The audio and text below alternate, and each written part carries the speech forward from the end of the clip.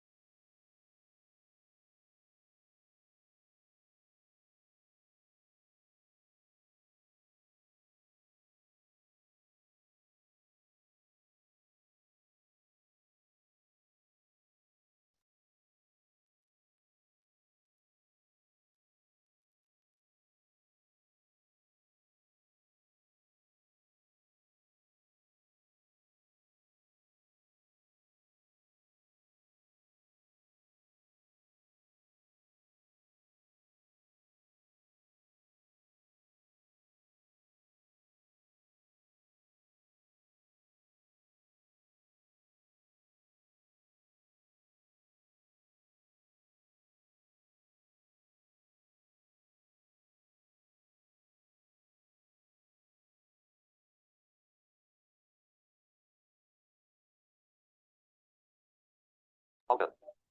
Host. Over available. Use the link. Escape. Use the button. Top down. Sign in button. New button. Annotate button. Mute currently. Audio settings button menu. Mute current. Space. Mute currently. Mute. Home. Save button. Those mute. Audio mute.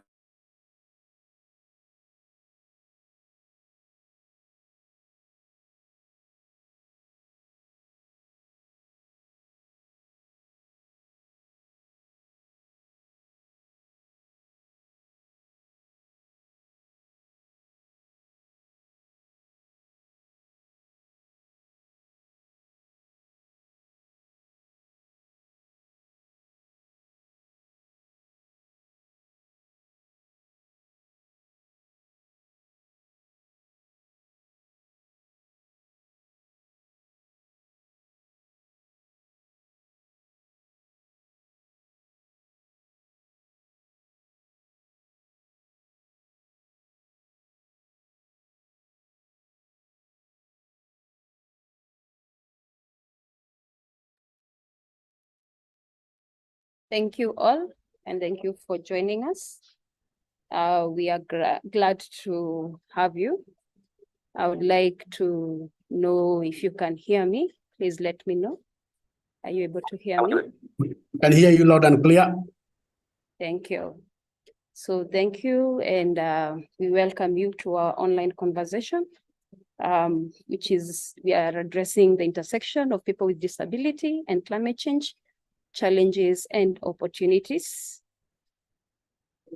Today's discussion is co-hosted by the Inclusive Climate Change Adaptation for a Sustainable Africa, ICASA, and the Center Minority Rights Development, SEMI-RIDE.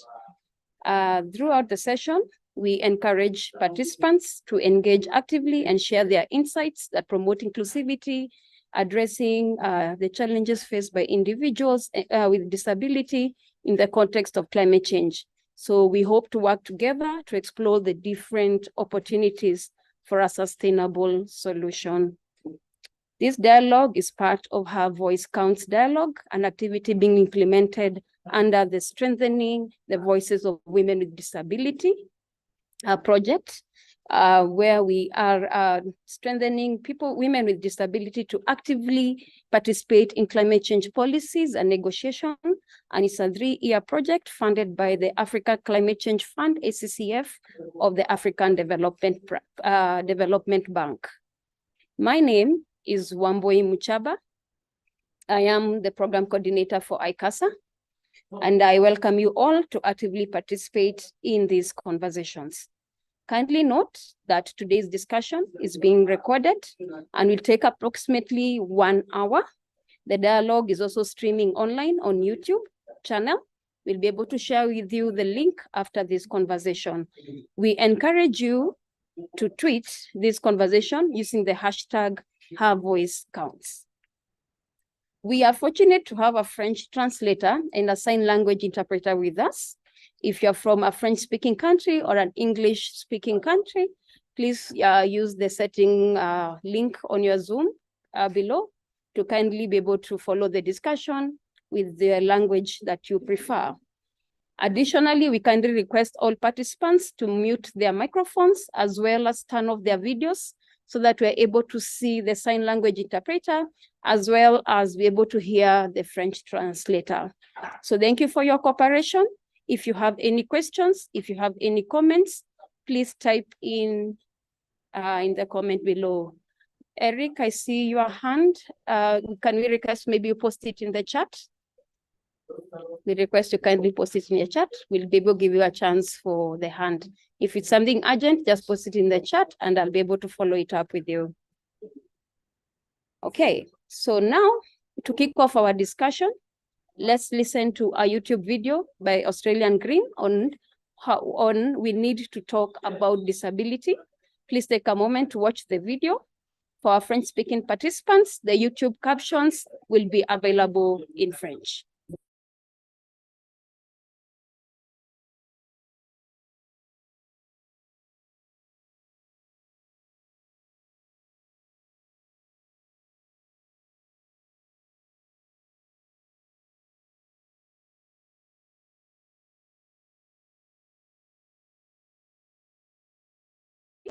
Please take a moment to watch the video. For our French-speaking participants,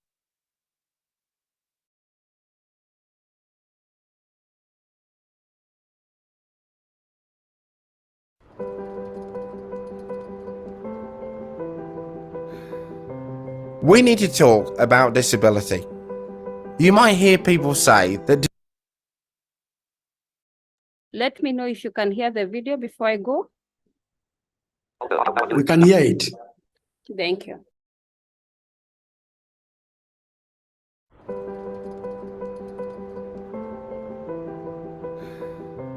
We need to talk about disability. You might hear people say that disability is caused by barriers in society. But what does that actually mean? Well, think about this. If someone who uses a wheelchair can't get into a building because of some steps, is the barrier caused by the person using a wheelchair or by the design of the building? If a blind person can't read the timetable for a train, what's stopping them from getting the information they need? If a child with learning difficulties is struggling in class, is it the child's responsibility to learn in the way they are taught, or the teacher's responsibility to teach in the way that the child can understand? For years, society has viewed disability as a problem that belongs to the disabled person and said that we should focus on fixing that person's impairment. The social model of disability says that disability results from the way society is organised, rather than by a person's impairment or difference.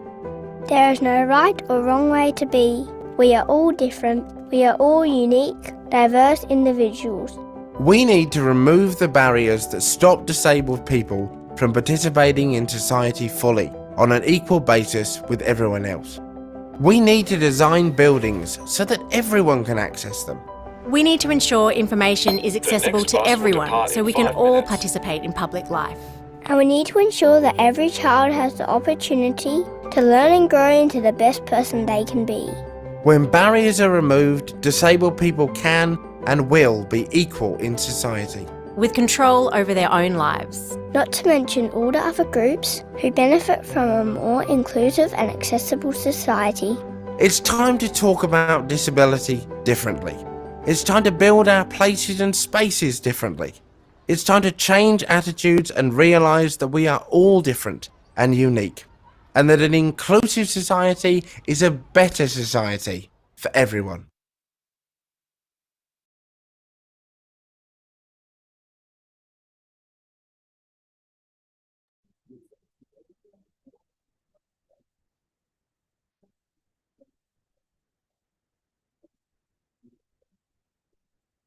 As mentioned in the video, people with disability face challenges.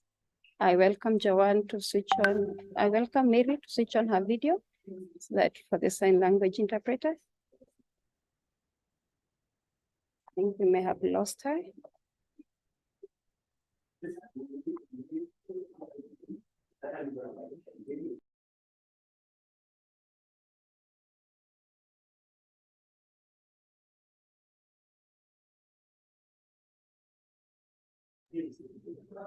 Mary, let us know if we can see you.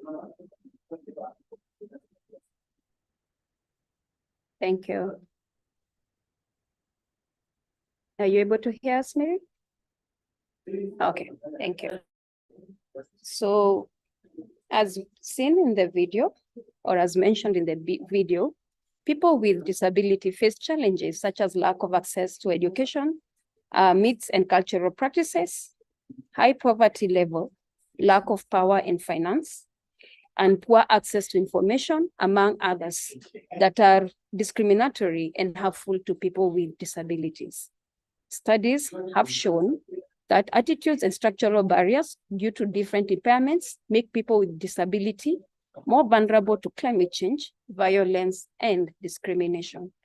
Firstly, people with disability, they often encounter discrimination and marginalization in the society, which results in limited access to education, resources, and opportunities. This lack of empowerment and inclusion restrict their ability to engage in policy discussions and advocacy. Secondly, the disability community often faces physical and communication barriers that restrict their mobility and hinder their access to decision-making processes. Many meetings and conferences may not be fully accessible, making it difficult for people with disability to participate.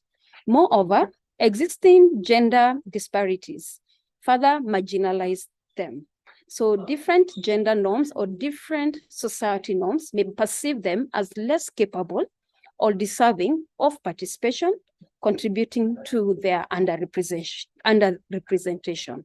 So to delve into the challenges and opportunities faced by people with disability, we are honored to have two speakers who will share their personal stories, providing valuable insights. Following their experiences, we will also hear from another speaker who will shed light on the opportunities available to people with disability, drawing from experiences in Kenya and across the region. So we now welcome Paul Mugambi to share on his personal encounter with climate change, a story from a visually impaired person. For questions and comments or any follow-up, please post them in the chat section. So we welcome you, Paul. Good afternoon, all. My name is Paul Mugambi. I'm African, and I'm wearing some sunglasses, and I'm glad to be here.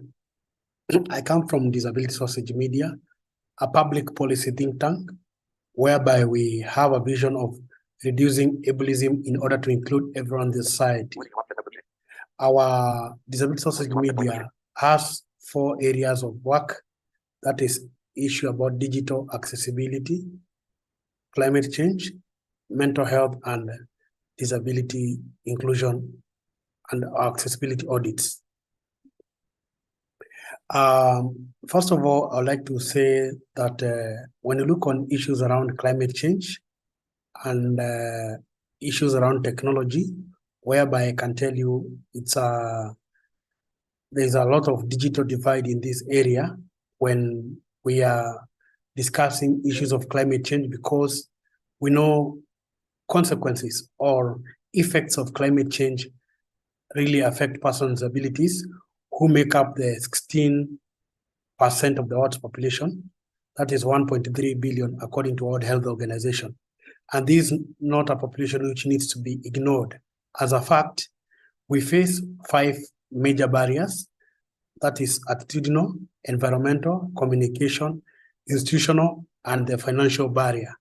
And these key barriers, when we talk about climate change, comes in terms of how information is passed on, how we are able to access services, and this one really impacts in terms of climate change. And when you look at the issues around climate change and innovation and technology, there is what, as we normally tell people, which there's a new terminology which we are coming up with, which is called techno-ableism. This is an area whereby we find that developers, researchers, academicians are not able, they are really not involving persons' abilities in terms of their products, which can enable persons' ability to access the same information or even environment, just like the way others can be able to access. And when you find the effects of climate change, they really bring a lot of disasters. And we know that in humanitarian world or in the emergency places, there are no warning systems to support this issue around disability and climate change, such that if I'm a visually impaired person, and in case flooding, in case of wind, in case of typhoon, I'm not able to know such information, because most of the products which are available, they are either outdated or they're not even available, or even one cannot afford. Thirdly, I'm also speaking because from the side or aspect that I'm also a first blind innovator in East Africa region, whereby I developed a service utility, which is currently a prototype, and it was well-intentioned to solve such issues around climate change. And also it's a service utility about power, because when you find that most of the time we have these meter boxes, they don't offer information to a blind person. And at the end of the day, through that innovation, which started way during the COVID period, I had stayed without power for more than 3 days and 4 days like that. And then through that initiative, I was able to collaborate with my techno experts to develop a service utility, which could at least enable other people to get the information. And with the right support, I know it can really help even persons without disability, because it is an inclusive design, and it looks in terms of enabling other persons to understand the information. Even the illiterate, we are trying to seek how we can make it more universally designed. Well, at this issue around climate change, there is a lot in terms of access of information. You find sometimes we have what you call non-visual access in terms of accessing information, whereby sometimes people can play instrumental on the television sets. They can play with designs of how the disaster is occurring. But for a blind person, will just be entertained through that music. So it becomes a major challenge if that information is being passed. When you talk about maybe persons with a neurodiverse disability, whether it is autism, and when they want to access some information, and when you don't have that, what you can call color contrast, or sometimes information which is easy to read, they cannot be able to access any information in regards to climate change. And this poses a big challenge in terms of even evacuation processes, even in terms of accessing other services. Another big example which I can use, as you see with the current maybe rains in Kenya and other parts of the world, you find that most roads have not been made accessible. And you might find that there are a lot of trenches. You have to spend more money, maybe to pay for an assistant to help you maybe cross over in other places, so that it can be enable you to really be able to access such a service. Becomes more costly or expensive.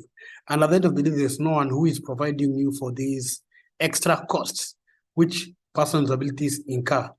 And when you look at this, you find that we really need to look on how we can really address issues of climate change through a twin track approach, which I call, in that we look at that aspect of whereby, number one, we really need to ensure that we develop programs, designs which are more exclusive to persons with disabilities directly, because they have been left behind at a more terrible speed than other population. Secondly, we can also develop programs alongside others without disability so that we can be able to educate them. Thirdly, is when research is being done or when policies are being developed, they become more inclusive by involving persons with disabilities meaningfully and their organizations, so that they can be able to enable people or enable that participation. And with the aspect of looking at being a public policy think tank, we look at issues around public policy making, and that one we really need to look on how we can have invited publics, whereby we have people, citizens who are facing these experiences, being able to talk about their issues, not people talking on their behalf, because this one has been one of the commonality issues. And lastly, one of the issues is that when people look at issues of disabilities, most of the time we look at the physical bit of it and we forget about other impairments, like persons with psychosocial disability, persons who are blind like me, persons who are deaf-blind. So we really need to have a multifaceted approach so that we can enable more persons with disabilities to access such information, and also being enabled to participate maybe in the institutional way of building the policies or being able to implement when they're being developed by different partners and stakeholders. And this one will really enable us to play alongside others, not just to be left behind. I believe that through changing these experiences of informing people or having such forums like this dialogue, they will also promote that awareness, which really needs to be taken to different policymakers, different stakeholders, whether they are individuals, organizations, civil society, and government, so that they can be able to take up this issue about climate change seriously. And I believe that through participation or through these processes, we can empower more persons with disabilities so that they can become the voice in terms of climate change. And as we look on the COP28, I believe we can really enable persons with disabilities' voices to be heard. You remember the September Africa conference, it was like persons with disabilities were somehow left behind. And that one really melted my heart, because we were not enabled by the organizers to participate in such forums. And lastly, I believe that through climate change, we can solve most of the world problems which we are currently facing, and they can contribute towards even economic empowerment. And through that, I can tell you that when we are able to support persons with disabilities, whom I believe they are the largest economy after America and China, we are able to empower a society and be able to spread the wings like a web. Thank you very much. And I believe that I've spoken enough. Thank you.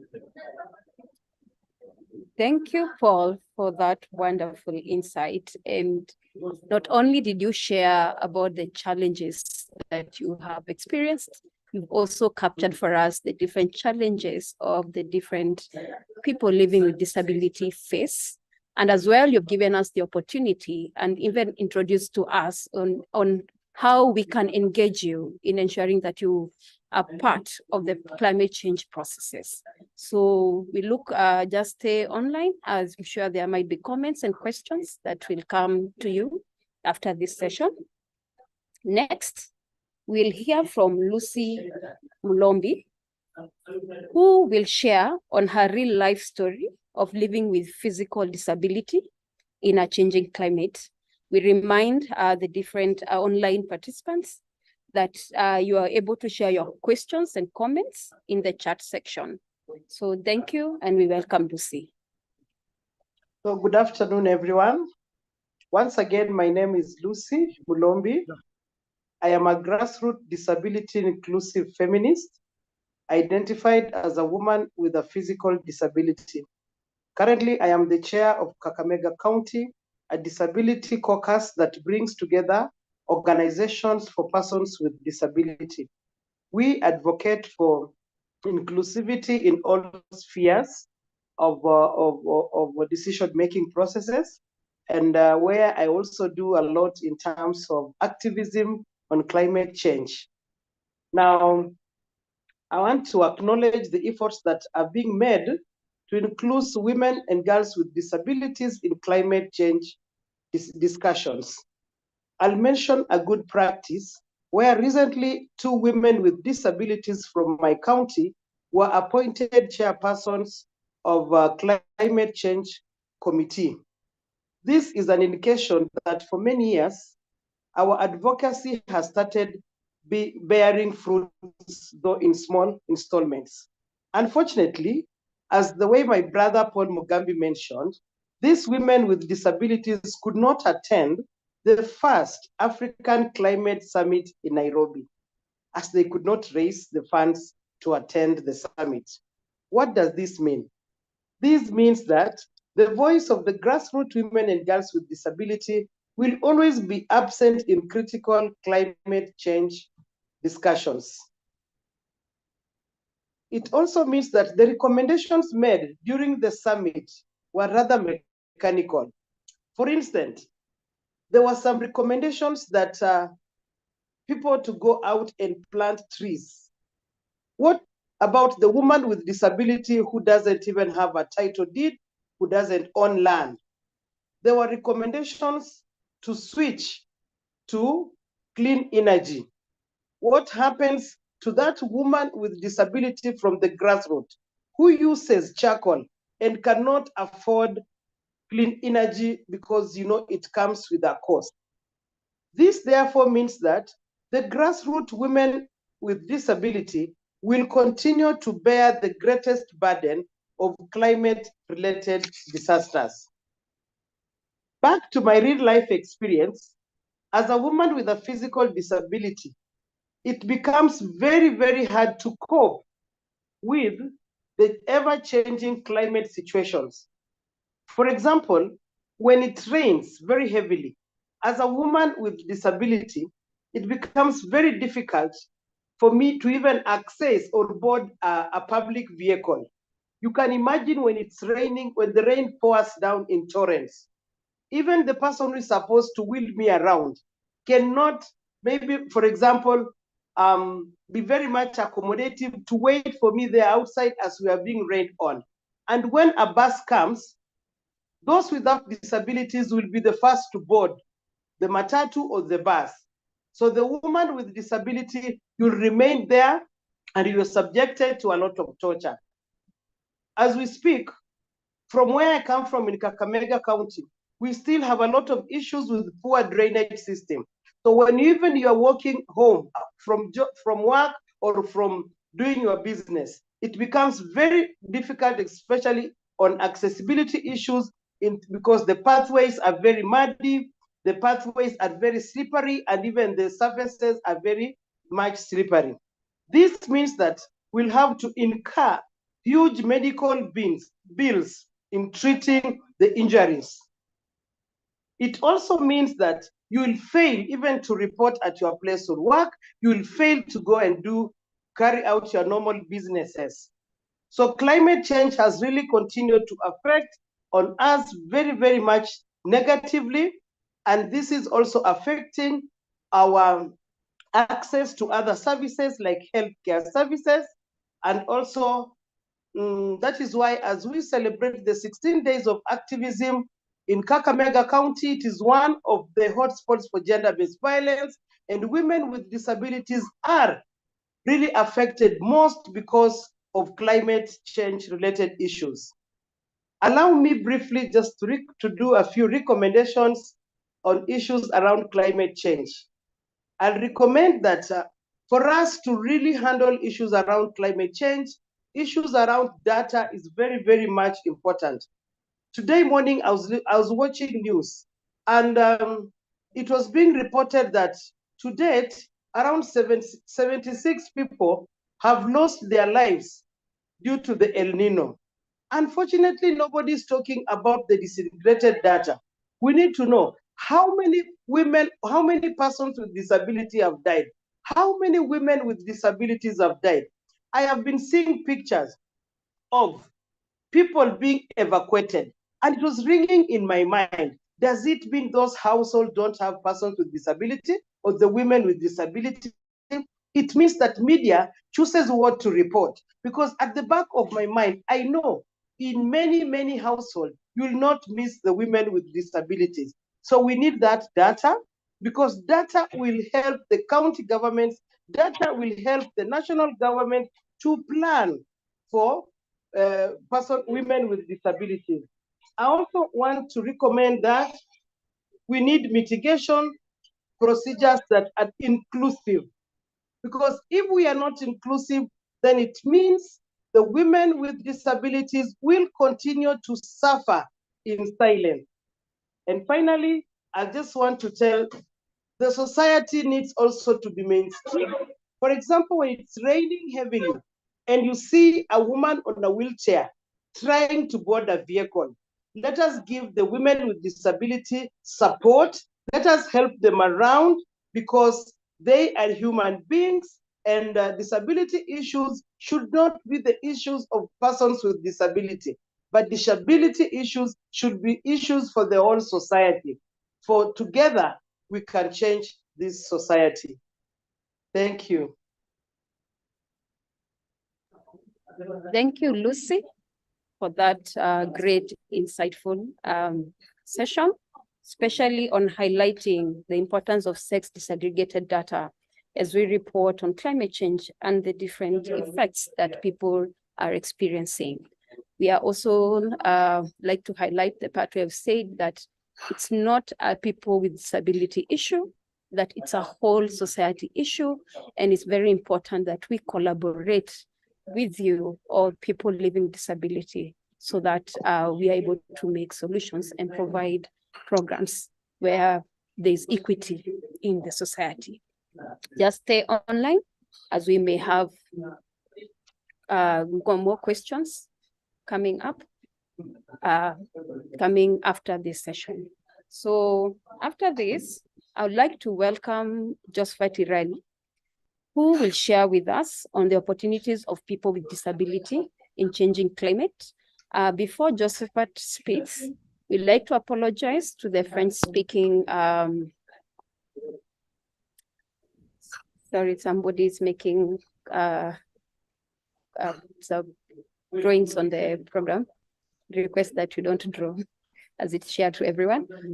So before I just first speak, I'd like to apologize to the people from the French-speaking countries. Unfortunately, our interpreter was not able to, there was some technical hitch. We do hope that by the next conversation dialogue that this will be sorted. But I would like to take this moment to welcome Josephat to share with us the different opportunities that different people with disability may have in climate change. So welcome, Josephat. Thank you very much for this opportunity, and I wish to thank Paul Mugambi and Lucy Morobi for giving us some very critical insights that will also talk to the Jordan Steele John, the Australian Greens, Parliament House for discussion. There are many opportunities that exist. Some that are being utilized already by persons with disability, but some which are Because my parents told me I have to be responsible. Because my first coach told me, you can do this. Because my teacher helped me see the choices. I don't know because whether my I'm the one coach treated me like everybody else. because my Hello? boss showed me how to do a good I don't know job. whether it's just me Because I'm having some background. Hello? Hello? You can There was continue now, it's We can okay. hear Hello? you. Kindly We can feedback. hear you. Thank you very much. Just go Thank ahead. you very much. Yeah, okay. There are many opportunities that existing. I'll just thank you very much. I'll look at I'll have a broad view, the national perspective, also in international perspective, and I'll start with what we have the legal and national frameworks that address the highest opportunity for me in terms of institutional programming, the national, the legal and policy framework. And for Kenya, we start with the constitution. It's very outgoing about issues of disability. Specifically, Article 54, subsection 1 mentions deliberately about involvement of persons with disability and their rights. We have Vision 2030 for Kenya. We have the Climate Change Act of 2016. We have the Climate Change Action Plan of 2018-2022. We have the National Policy on Climate Finance, and I mentioned this specifically because it talks about integration of climate innovation into the design of investments, while the most vulnerable benefit. And it also goes on to talk about there is a disconnect between the government. Out of that discussion, somebody points out that there is a disconnect between government and community planning due to lack of consultation with the community-based institutions in planning processes that may leave out the person's disability. But the opportunity of that particular policy is there in spite of its shortcoming. Again, we have the Public Finance Management Act, and I will say why it is important, together with the Public Procurement that is supposed to act, because it gives a provision for persons with disability to participate in the procurement process in government by giving a 30% window to generally women, persons with disability, and young people. So that is a dedicated law. And then we also have the Disabilities, Persons with Disability Act 2003 that eliminates the areas that persons with disability must and should be involved in informing the development process and trajectory of this country. So to us in Kenya, are also part of the international community laws. We are also guided when we are talking about disability and climate change. We have the United Nations Convention on the Rights of the Person with Disability, and that is very important because it talks about critically about the rights of persons with disability. And for us, we focus on how it relates to the issues of climate change. We also have the Paris Agreement on climate change specifically that requires state parties to respect, promote, and consider their respective human rights obligations, including the rights of persons with disability when addressing climate change. So that becomes critical to us that we have the international community working with us to check that we actually are doing what we said we would in climate change action involving persons with disability. We have the United Nations framework, that addresses the concerns of persons with disability. Allow me not to get into details, but only to highlight that that is a very key international instrument in climate change agenda, and particular involvement of persons with disability in state parties. And then we have the SDGs at the Agenda 2030. I mentioned the SDGs because I come from a gender background, so I look at it from a gender lens. And then, therefore, when we look at disabilities, we look at an aspect of what we call gender equality and women empowerment. And for the SDG specifically, SDG number 5 talks about empowering women and achieving gender equality and empowering all women and girls. And when I mention, I like emphasizing the all in the SDG to respond towards what Lucia said about the spaces that allow, especially for women, with disability to be left out. But the SDG talks not just about women empowerment, but all women at ground. So that becomes important. Also, the Agenda 2030, the African Union Agenda, those that are leveraged or anchored in law and policy. Secondly, we have the employment opportunities. Now, let me focus on Kenya. We have some government initiatives that the government has implemented, policies and initiatives to promote employment of persons with disability. So I hope I'm reaching you. Persons with disability, and we know not just in the public sector, and there are set quotas for persons with disability government jobs to ensure inclusivity. This is in terms of targeting what we call diversities and people who are vulnerable as a focus point. And we know that the government, for example, has set aside a caveat that every recruitment should and must have not less than 5% of persons with disability, with considering the whole continuum of diversities in recruitment. The private sector also has some important initiatives through institutions like KEPSA, where some companies have embraced inclusive hiring practices and have programs to provide employees initiatives to provide accessible workplaces and accommodation, some of which has been mentioned by both Paul and Rishi. The shortcomings are there, but the opportunity to create greater spaces for participation in opportunity employment and making employment spaces accessible are there. Then in education and training, we know the Kenya government embraces inclusive education programs, and efforts have been made or are being made progressively to promote inclusive education, ensuring that persons with disability have access to quality education at all levels. And we know that special schools and units within mainstream schools cater for students with the various disabilities and vulnerabilities. In addition, vocational training, and as we move towards private, vocational training programs are able to equip persons with disability with the skills that enhance their employability. And these programs focus on various fields, including agriculture, technology, and craft, so that they can address what, for example, a technology through education training can address some of the issues that Paul has highlighted and which is called techno-ableism. So this cut across all the opportunities that we have. So besides opportunities in nutrition and training, we have opportunities in entrepreneurship and business. And the government, working together with the stakeholders and the partners, where we have some organizations and government agencies providing support for persons with disability interested in starting their business.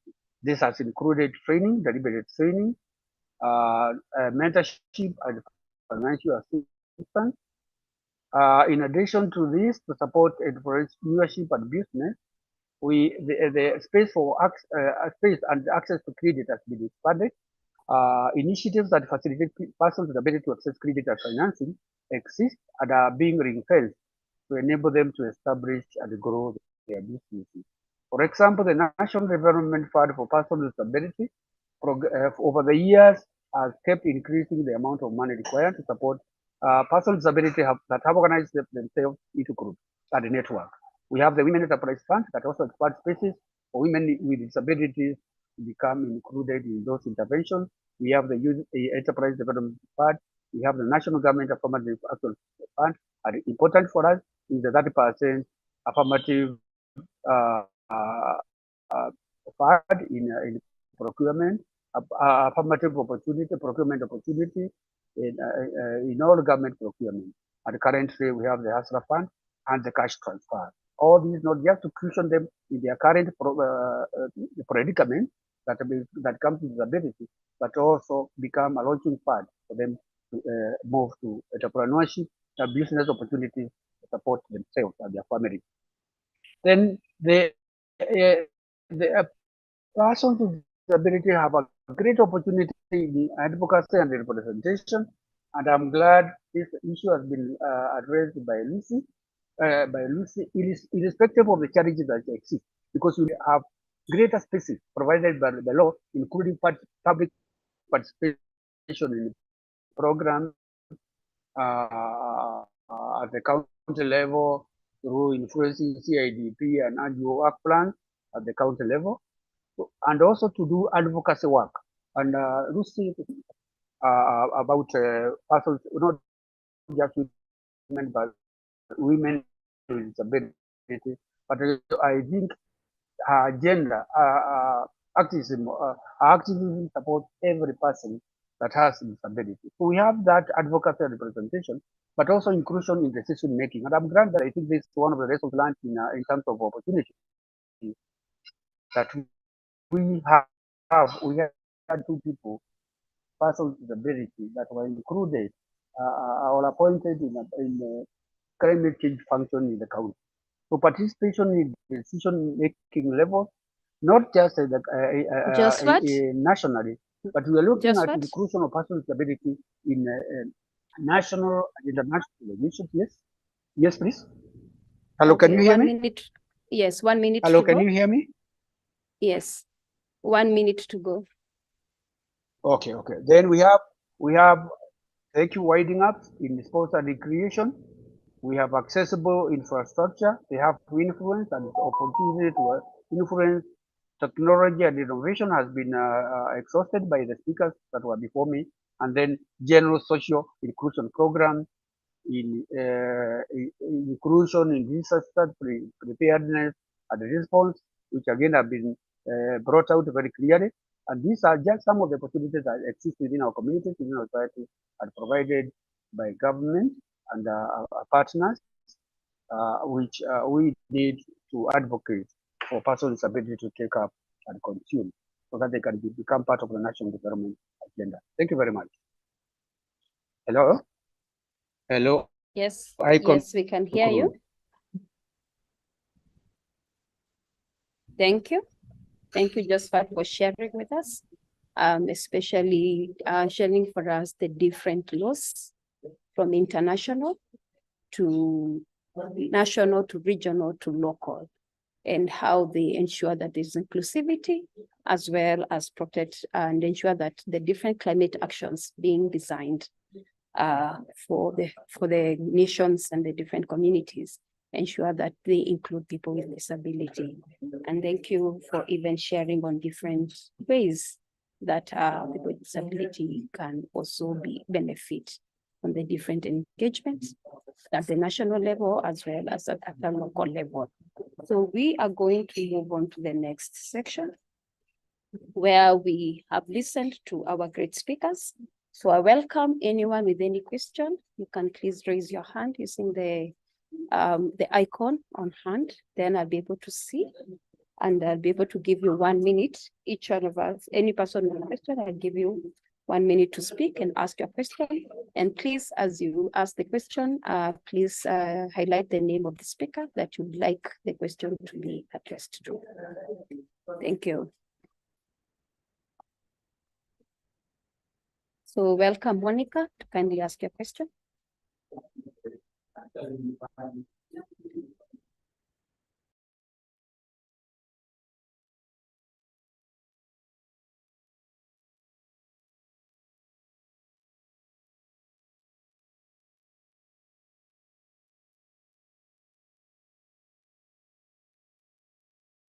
Monica, are you speaking? We can't hear you. Hello. Can I proceed now? Hello? Hello, we can hear you, Monica. Yes, my question goes to the presenter who just left now. My concern is about the PWD registration, especially at the community level. I've just discovered that even the money that is being given to the severely disabled people and the needy is not reaching out to all the people in the community. I come from Baringo, and this has been reported. So they have been told to go to Cabernet, and if they have special other examination to be done, they have to go to Cabernet, and you see it is very difficult for them to even access those services for them to be registered. So how can you help? Thank you.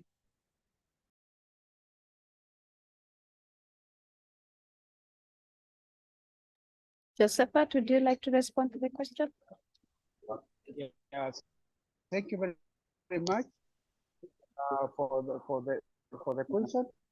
And about the forms that are required, I think they are previous provided by the National Council for Disability, including accessing the financial support requirement. I believe there is an officer assigned to a region or a county to work on issues of persons with disability. And I think any information that is required, the county commissioner or the office of the county commissioner usually have all the information required on account that they are located where they can provide government information. And because that office of the county commissioner is does the coordination work of national government. So it's a link. Where you don't find the officer, the National Council of Persons with Disabilities officer, then that information will be available.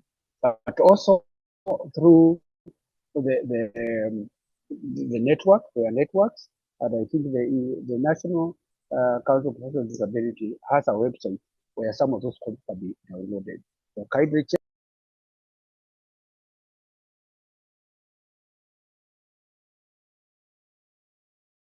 Hello, back to you. Okay, thank you, Josephat. As we wait for another question, I would like to pose a question to Paul. I hope you can hear us. Yes, I can. Can you share? Okay, thank you. Can you share with us the different challenges you may have experienced when you have been invited to a workshop or a meeting, and how different organizations and programs can ensure that as we book meetings, as we book workshops, as we plan for different platforms where we'd like to engage you, how can we ensure that we have considered your physical participation? Thank you. Thank you very much for that question. Accessible venues, first of all, you begin by that virtue of asking persons with disabilities who are attending the meeting whether they need any particular reasonable accommodation, maybe whether in terms of alternative mode of communication, whether it is in braille, large print, sign language interpretation, or whether that place is physically accessible. Because even persons who are blind and persons with the physical disabilities, most of the time they cannot access some of the places because maybe of the slippery environment, such etc. Another version is also supporting a personal assistant, whether they are sighted guide or caregivers or persons with abilities who can support a person with disability so that he or she can be able to participate well in such a meeting. So the first point of entry is asking the individual what are the reasonable accommodation which can be put in place. Then from that aspect, because different individuals have different needs, that's why you can be able to really understand the needs which I've tried to discuss about them, and also given that when you are having that communication, it can really open a door of how you can enable persons with a disability to participate much better. And maybe also to say to the people that I have a YouTube channel called Disability Sausage Media, which you can access and get such information. And the question about registration, maybe Wambo, you can allow me to respond to a bit. Yesterday, Okay, the National Council launched the eCitizen, where you can do self-registration if you have a disability. Through that, you go to your eCitizen, and then you can upload your medical report. But a warning, that one does not make you tax exempted through being registered through the eCitizen. That one just says you have a disability. So from that is when now you can be able now to follow other steps. Thank you. Thank you, Paul, for sharing with us the insight. And I think I'd like to clarify further on what Paul Mugabe shared about the registration. I think that case is on Kenya, or the people from Kenya.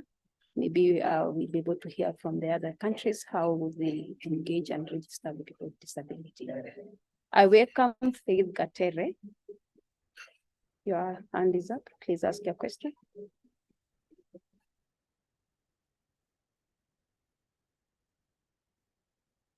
Faith Gatere, can you hear us?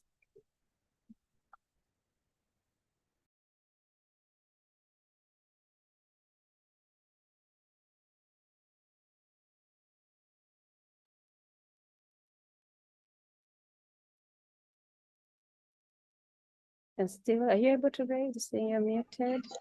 Okay, good afternoon. Good Yes, afternoon. my name is Faith Gatere. I come from an organization called Differently Talented Society of Kenya that creates awareness and advocacy for children and young adults living with the neurodiverse condition, that's autism, CP, and other neurodiverse conditions. My question is, how inclusive are the forums that we are having? We are having climate change discussions, and you find that in forums or in the meetings that I attend representing the organization that I come from, they are not inclusive. Like I know of youths who can speak for themselves, but they're autistic and got other conditions. But you find they're not invited to these forums. You find that whenever they make remarks, people will just take them for granted. They say how hawako sawa, or they'll say they cannot make decisions on their own. So we need to come out clear, advocate, and create more awareness on inclusiveness. Thank you. Thank you, Faith, for sharing. I think that's a comment. It was not a question. Yes, that's a comment, sorry. Okay, so you shared about inclusivity, ensuring that we are inclusive. Any more questions?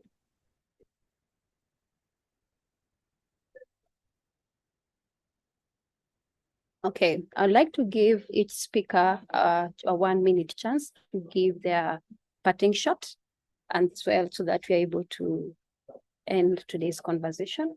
So I welcome Paul for a 1 minute parting shot.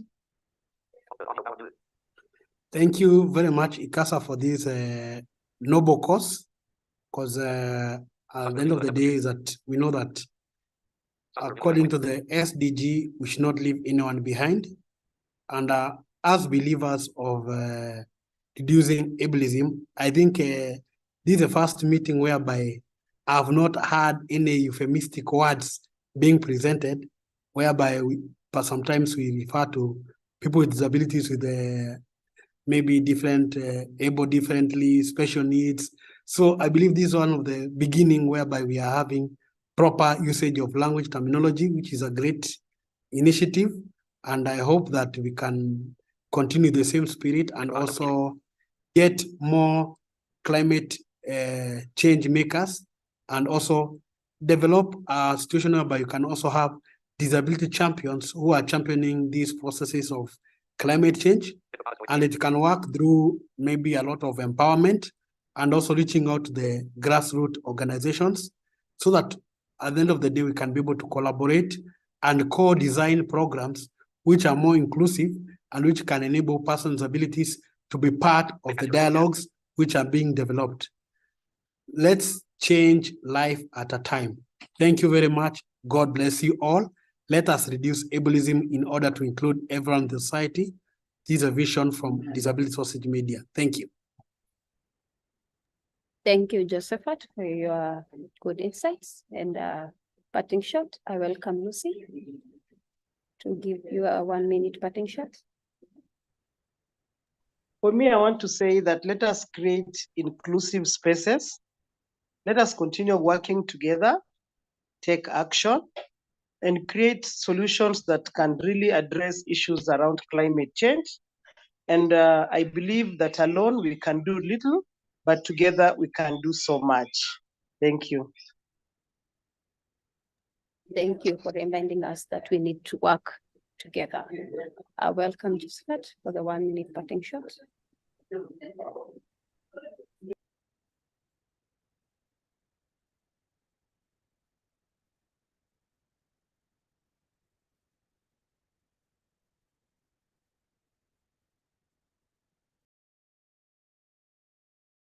I think Josephat, they have dropped out because of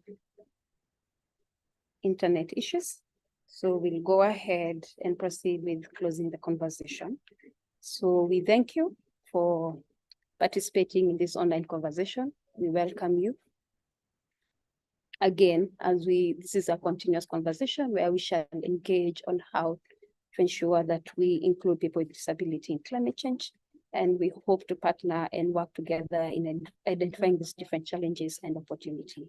So this is also to inform you that this conversation will be uploaded on ICASA YouTube page, and we shall share with you the link after this meeting. We shall have our next conversation mid-December. We shall share with you the date, and the time will be the same time as today, 3 p.m. East African time. And we hope by then we'll be able to even have French translation. We also encourage anyone who would like to be a guest speaker in these online dialogues on people with disability and how we can continue to engage them in climate change. Please contact us at info@icasaafrica.org. This same information will be shared with you as we share with you the report of this meeting. So thank you, and we hope to see you in 2 weeks' time. Okay, and bye.